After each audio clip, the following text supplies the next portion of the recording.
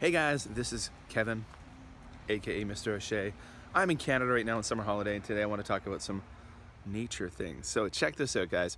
This beautiful red flower in front of me is called bee balm, and that is Beebalm. So the name might insinuate bees, honeybees, bumblebees, other types of native bees. We got some more over here. This bee balm is it's done blooming. It's on its way. Now, what's really cool about this is that you hear a lot about having big problems in North America with honeybees disappearing, bumblebees disappearing, and that is very true. Now, I'm visiting my parents' house in Eastern Ontario, and one of the things that they've said is that over the years they've seen fewer and fewer honeybees and bumblebees. Now, I haven't seen a lot of honeybees. I've seen some this year around here, but one thing, they've had a bumper crop of bumblebees, and I've seen that all over this part of Eastern Canada. The eastern bumblebee all over the place.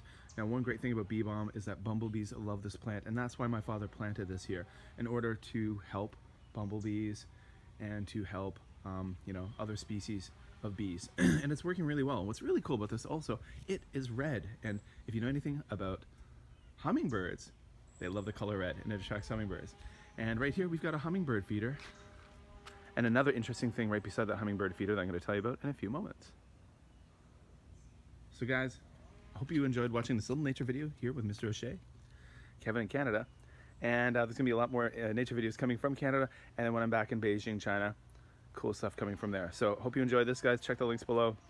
Remember to follow me on Twitter at MadForMaple, and follow me on Instagram at JLandKev. So from Canada, see you later, folks.